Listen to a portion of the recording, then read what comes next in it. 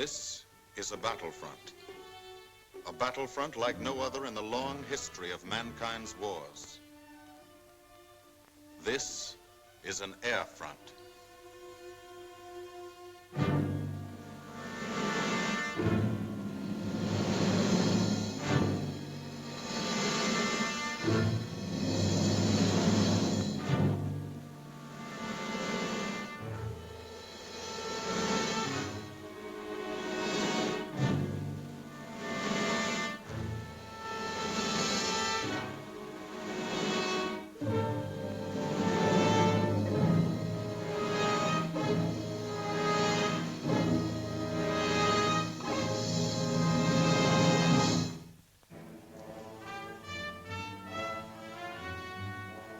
The working day begins, as it will end, with the ground crews, as much a part of the fortress as her wings.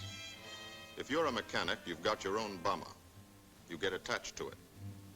But you know when your ship goes out on a mission, you may never see it again. So you do your work as well as it can be done, perfectly, because you wouldn't want anything to go wrong that would be your fault.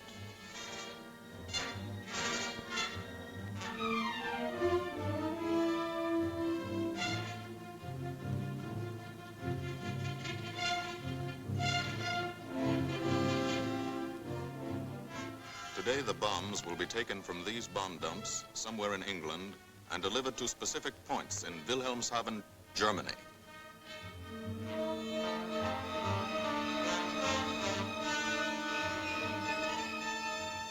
To deliver them is the job of the 8th Bomber Command, just a hauling job, yet one of the most difficult and complicated of military operations.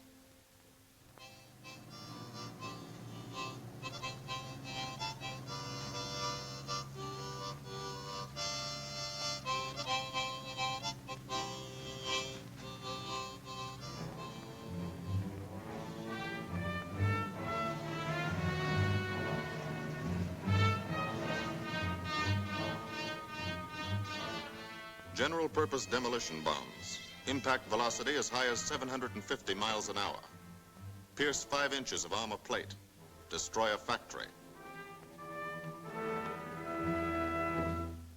Briefing at 0800. Pilots, bombardiers, and navigators take their places. The group commander, Colonel Stanley Ray, steps up to the target map, and for the first time, you learn where you're going.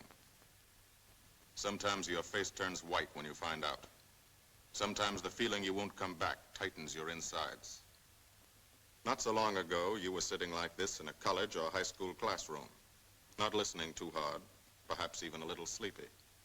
But you listen here. And as you listen, you don't have time to think of yourself. Fear fades. You concentrate on the mission.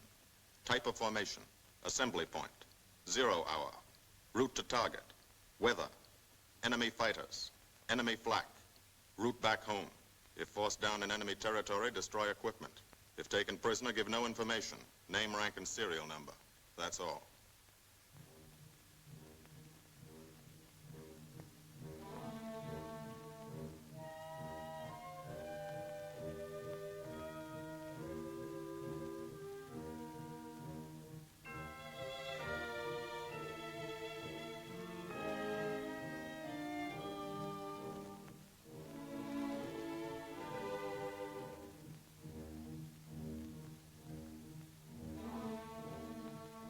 These are the passengers with one-way tickets.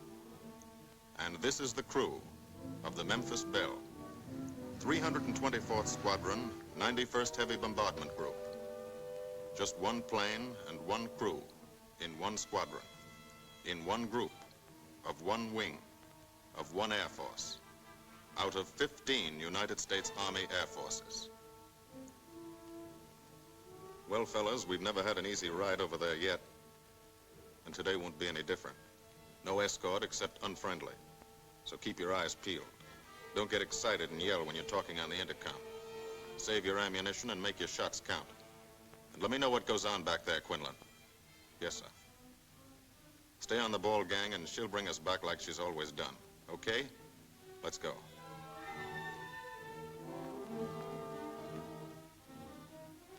They have completed 24 missions, In this, the toughest theater of air war, the big league of sky fighting, their experience is priceless. And so, if the Memphis Belle comes back this afternoon, they will be sent to bring the vital lessons they have learned to thousands of air crew men in training at home. Home is America.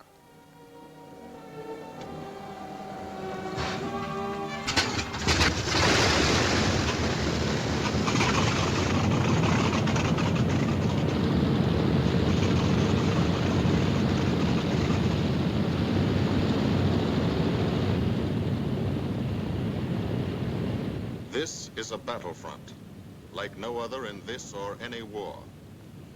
No monster armies, no booming cannon.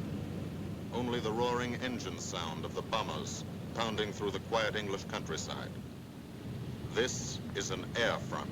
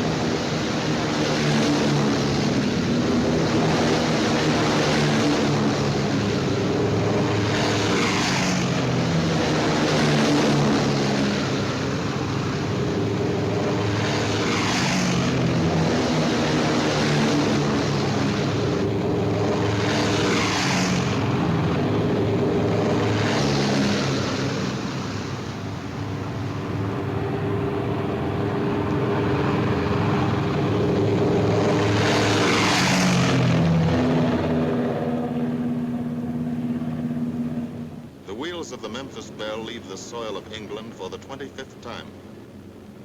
The friendly soil of England, with its ordered farms and rural hamlets, its country estates surrounded by formal gardens and well-kept parks.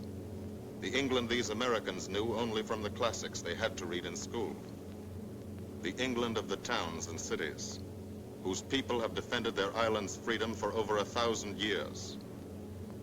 But today, their countryside has changed. Today, their island has been converted into a gigantic bomber field, a super aircraft carrier anchored off the shores of Fortress Europe, with hangars and machine shops, with hundreds of dispersal points, perimeter tracks, and concrete runways. This is England in its 5th year of war.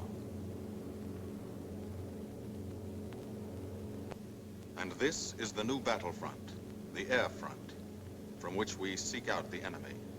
Not his infantry or his artillery, not his panzer divisions, but the greater menace, the industrial heart of his nation, the foundation on which the Nazi Empire and its armies stand, the power behind the German lust for conquest. The steel mills and refineries, shipyards and submarine pens, factories and munitions plants, pinpoints on the map of Europe which mean rubber, guns, ball bearings, shells, engines, planes, tanks, targets. Targets to be destroyed. And these are the destroyers, each with a belly full of bombs, and 10 men like the crew of the Memphis Belle. Pilot Captain Robert Morgan, industrial engineer from Asheville, North Carolina. He's flown this ship across the Atlantic. The other pilot, Captain Jim Verinis, business administration student at the University of Connecticut. Radio operator and gunner, Sergeant Bob Hansen, construction worker from Spokane, Washington. Navigator, Captain Chuck Layton, chemistry student at Ohio Wesleyan. Engineer and top turret gunner, Sergeant Harold Locke from Green Bay, Wisconsin. Used to be a stevedore.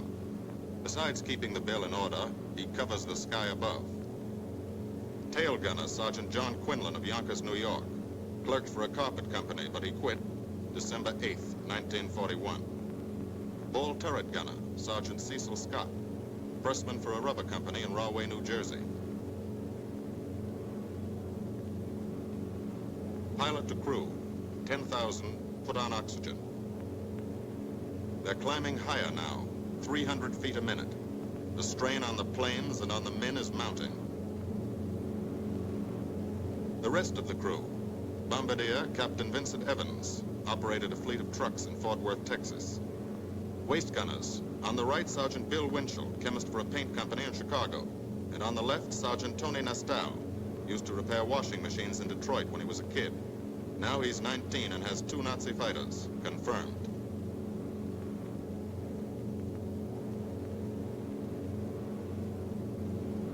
It takes all of a pilot's strength to keep a 30-ton fortress in tight formation. But the formation is the bomber's best defense against enemy fighters.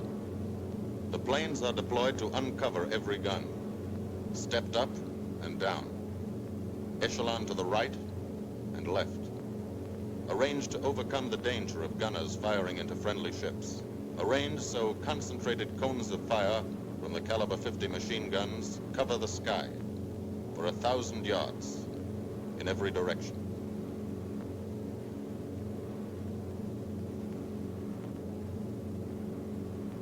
The friendly coast of England slips by below. It doesn't look like much now, but in a few hours when you come back, if you come back, this will be the most beautiful view in the world. Higher and higher, climbing to reach your best operational altitude, 25,000 feet, 5 miles straight up. So high you can't be seen from the ground with a naked eye. So high that after 1 minute without oxygen, you lose consciousness. After 20 minutes, you're dead.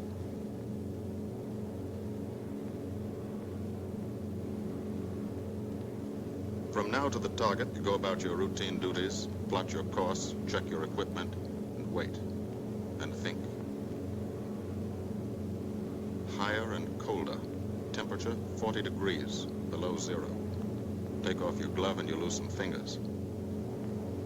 You look out at the strange world beyond, reflections in plexiglass, like nothing you ever saw before, outside of a dream.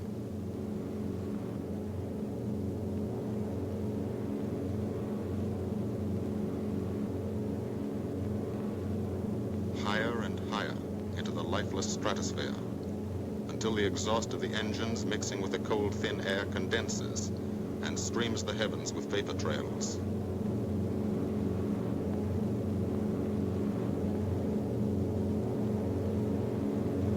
To the men in the ships, they're far from beautiful, for they point like beckoning fingers to the formation, signposts in the sky for the enemy to spot us.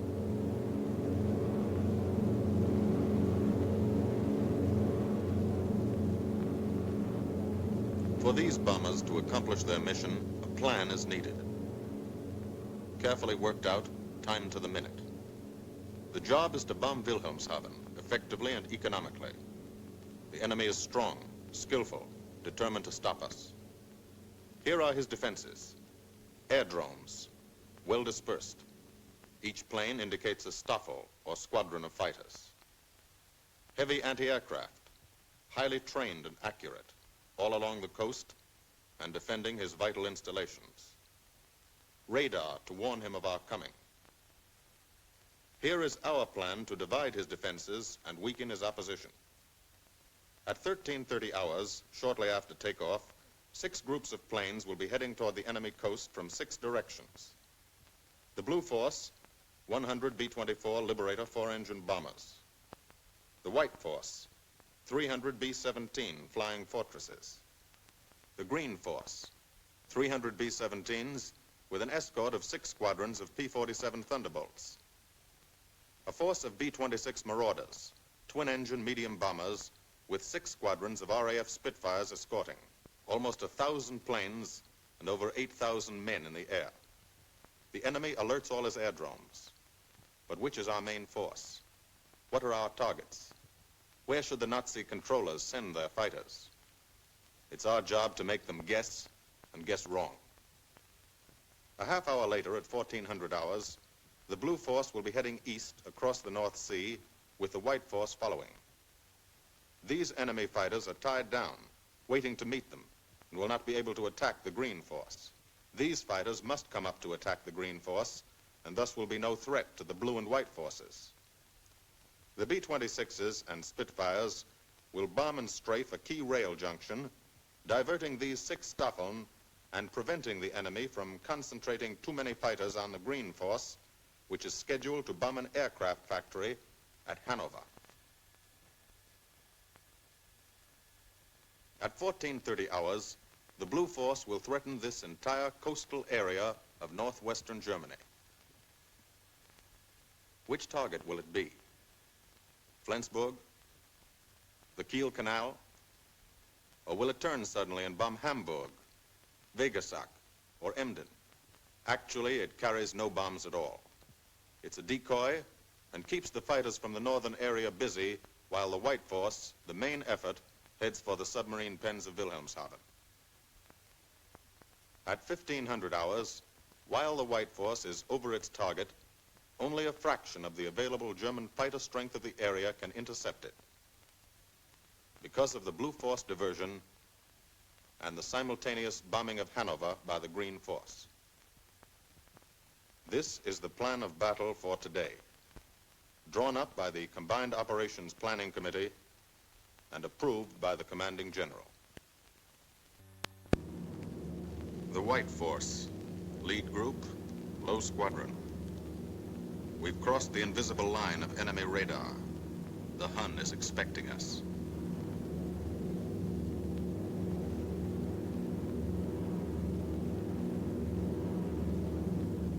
Steel helmets go on. Watchful eyes strain. Tight formations are held tighter still. Tense gunners more alert because here it comes. The enemy coast. From up here, it looks the same as any other.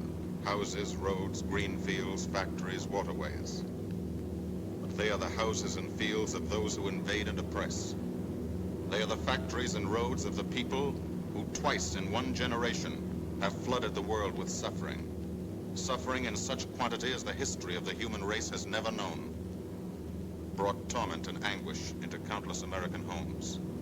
Gold stars and telegrams from the War Department.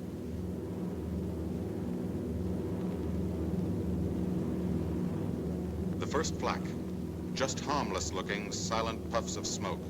Only each puff is a shell exploding, throwing shrapnel around the sky. Exactly the range, accurate flak by radio prediction. 5 miles down, Nazi anti-aircraft batteries have calculated the altitude, speed, and course. Where will the next one hit? You try not to be there.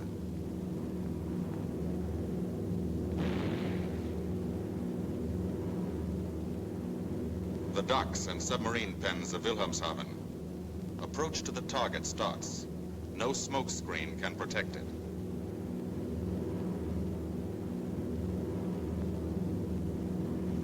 Now the enemy knows the path of your approach and walls that path with a flak barrage, but you fly right through it. Flak so thick you can get out and walk on it.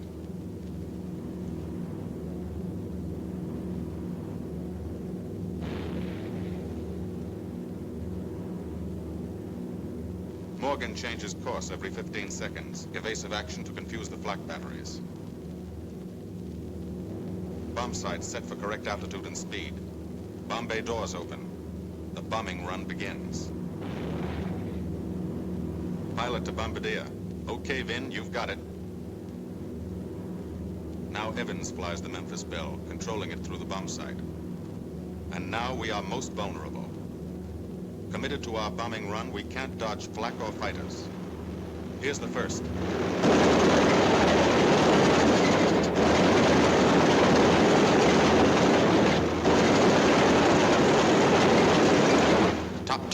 fires at him. Evans must ignore the battle. Crosshairs lined up on target. Adjustments for wind drift made. 2 more fighters diving from 9 o'clock. Flak now has the range too. They've hit this fort, but he keeps on his bombing run.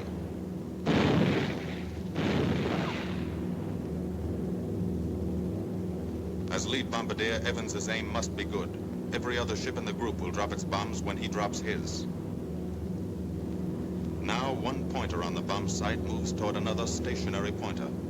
The instant they touch, bombs will release.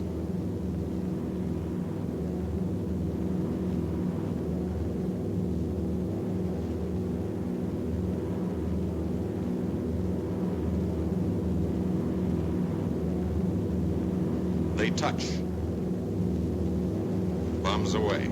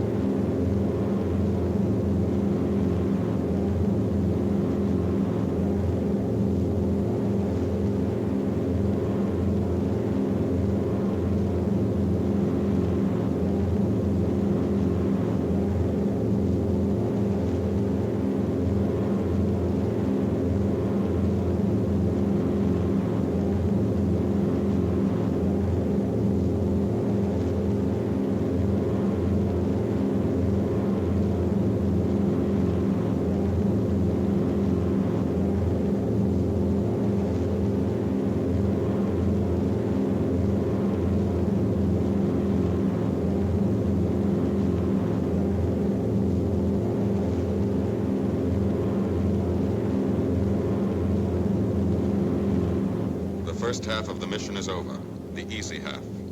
Now to get home.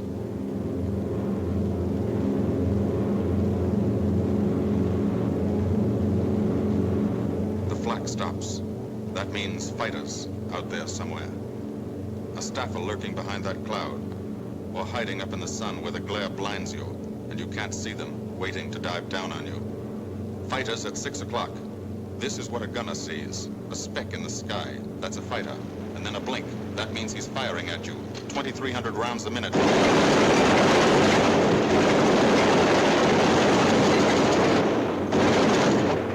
In a running battle, one of the most important instruments is the interphone. There's 4 of them. 1 o'clock high. They're coming around. Watch it. 1 o'clock.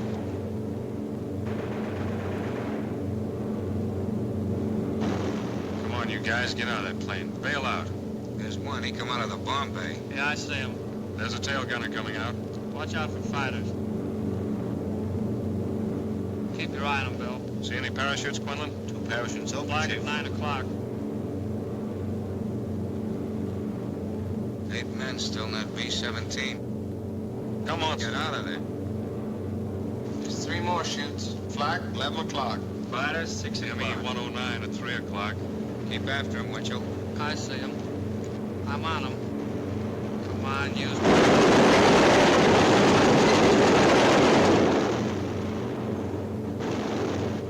I got him.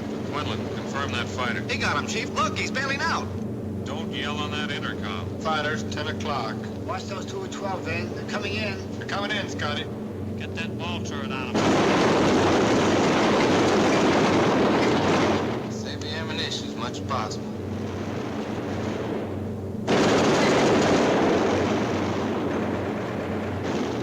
Watch that fighter coming in at 3 o'clock. He's coming in a half roll. Pull her up, Chief. Pull her up.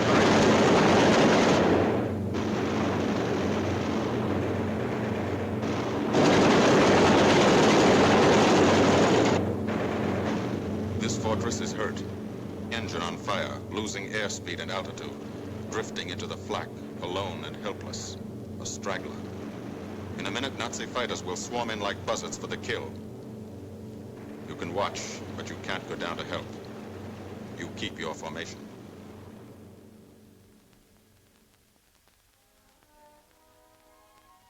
Here, too, the mission is being flown. None the less real for being in the minds and hearts of these men behind. Ask anybody who's been to a field in England, or anywhere else our bombers are based, and he'll tell you that there's drama here, too. Waiting to see who's coming back. To watch them, you might not realize how tense these ground crews are. But they are tense, and plenty worried.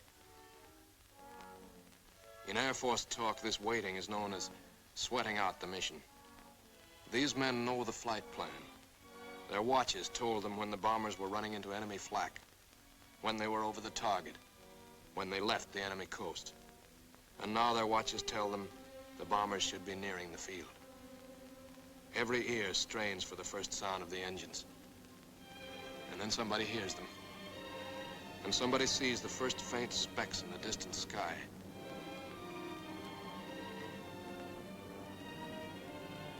Every face turns to see and count. The watchers try to read the numbers on the ships. These planes have priority to land first. The colored flares mean wounded aboard. In the hospital window, these watching men know what that means. They know what it feels like to lie on a bouncing fortress floor for hundreds of miles through the frozen stratosphere in great pain, with the other men in your crew fighting to keep you alive until they hit the field. The field. Home. It'll be okay then, because there'll be medical care, the best, as soon as the wheels of your plane stop rolling.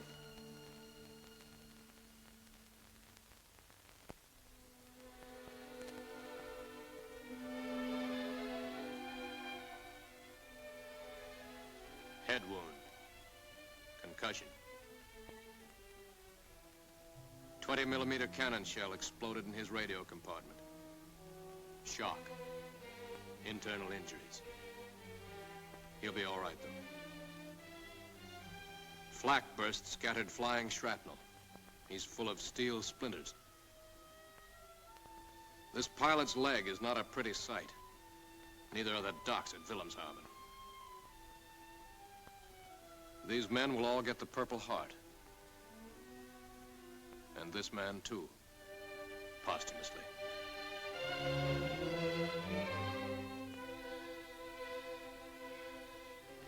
A transfusion right in the plane. This gunner's too weak to be moved. The new life-giving blood flowing into his veins might be the blood of a high school girl in Des Moines, a miner in Alabama, a movie star in Hollywood, or it might be your blood. Whosever it is, thanks. 36 planes left this field this morning. Now 6 more arrived. That makes 20 home. And this one's 21. More wounded aboard.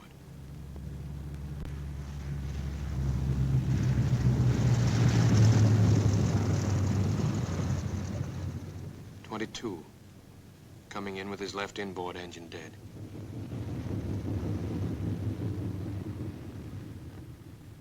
23, with a feathered prop on his left outboard engine.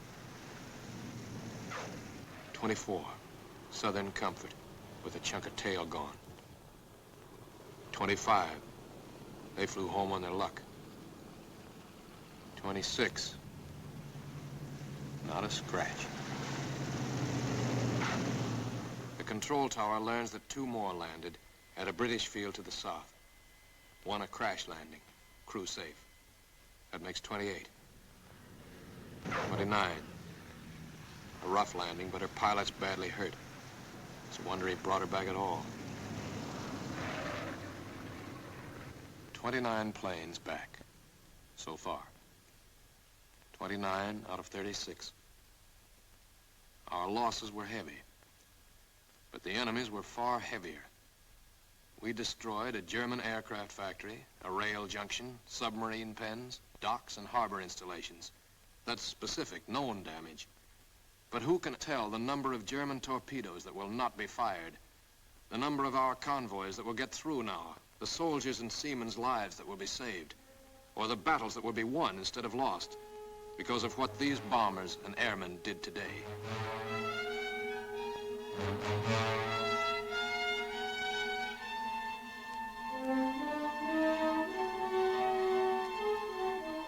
Pilot and tail gunner. They can laugh now. Fire on the inboard engine did this. Flames streaked back and burned the stabilizer, too. Another crew luck brought back.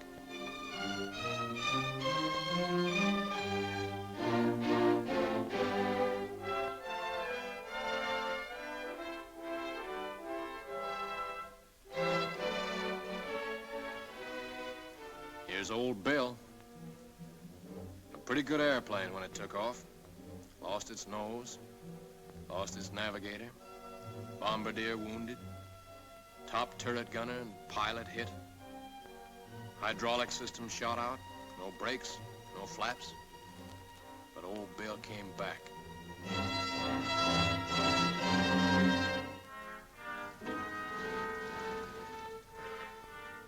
Now, among the returned crew members, talk flows like a river, talking out every detail of the mission.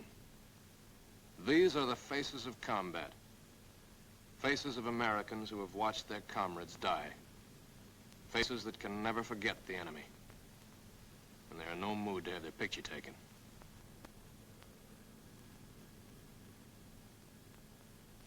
In the control tower, Colonel Ray, the group CO, is still watching and waiting. And then he spots the last flight. 3 more planes. And one of them is the ship everyone has been pulling for. The Memphis Belle. The last few miles of this trip have been a joyride. The strain is over. They can leave their guns now. Now they know they're going to go home. To Spokane, Green Bay, Asheville, Detroit, Chicago, Fort Worth, and Yonkers.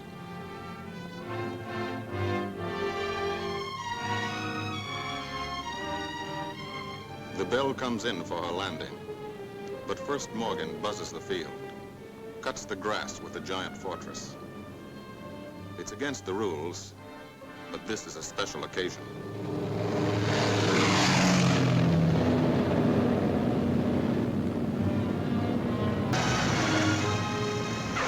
The wheels of the Memphis Belle come back to the soil of England for the 25th time.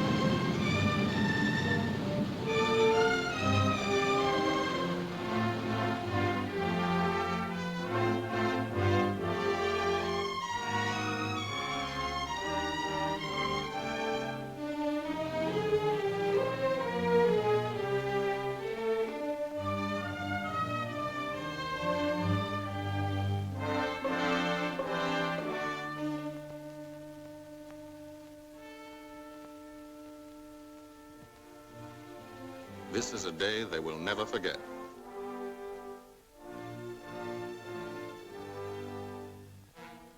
Another great day soon after, Brigadier General Hansel visited the field and presented the Distinguished Flying Cross to every member of the crew.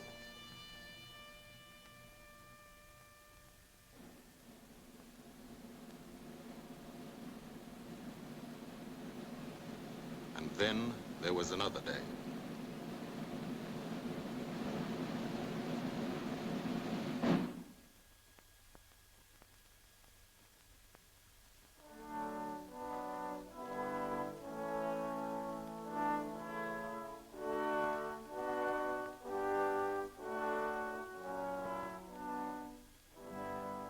Their Majesties, the King and Queen of England.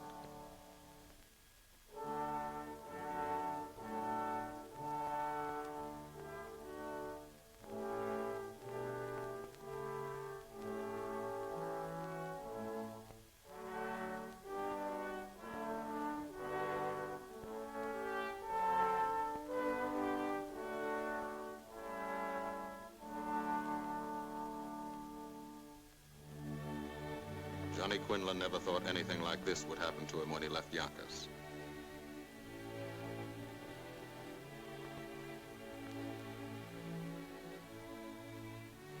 ground crew were a little self-conscious about being dressed in fatigues, but the Queen thought they were very nice.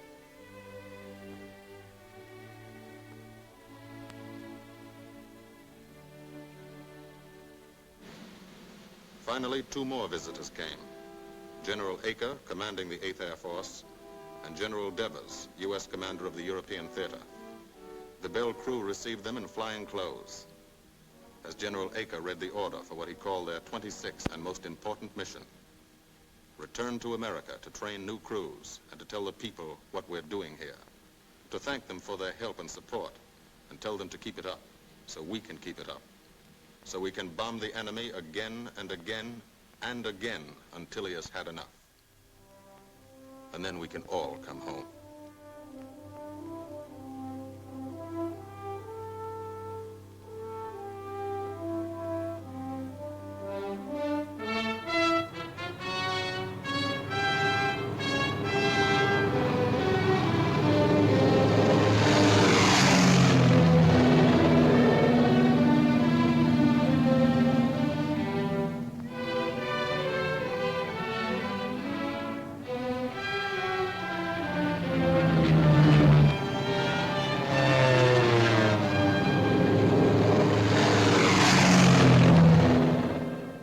The 8th Air Force, who are now flying deep into Germany, bringing destruction to targets almost 1,000 miles from their bases.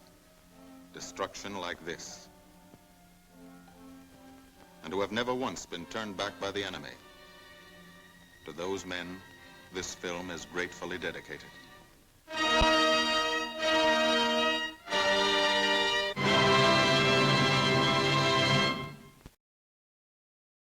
This has been a presentation of the Library of Congress. Visit us at loc.gov.